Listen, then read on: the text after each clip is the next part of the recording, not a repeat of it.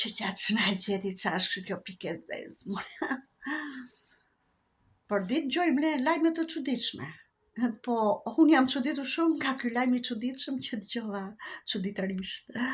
Që thatë juve, mora vesh që disa nga këta njerëzit e famshëm në social media janë aq të mirë sa që bëjnë edhe bamirësi.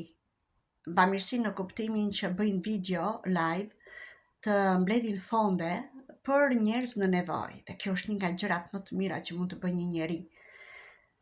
Por çfarë ndodh më mbrapa? Mbasi kanë mbledhur këto fonde me atë shumën që është përcaktuar ose është kërkuar nga këta njerëzit në nevojë, për fat të mirë, personi sëmur shërohet, nuk ka nevojë më për këto lek. Edhe ky personi që kishte nevojë dhe s'ka më nevojë tani është shëruar, ja fal të gjithë këtia të famshmit i thot Meri, mbaj këto lek, thot se unë jam mirë e shëndosh, e ti bëf të mira Zoti ty.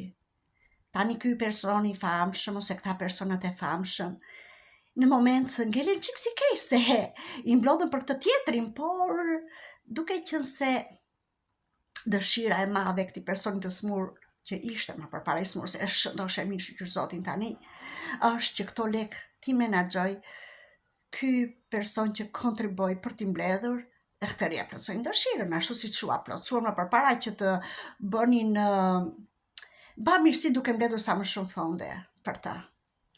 Ka njerëz të mirë në dynja, ka njerëz të mirë, po do Zoti paksojnë sa më shumë këta lloj njerëzish, kaq të mirë sa që mendojnë vetëm për veten e tyre, jo për të tjerët. I ka se janë bërë ty mund tani dhe kujdes juve, kujt ja jepni lekët, kur hidhni lekët fiu kështu juve, sikur keni parat madhe.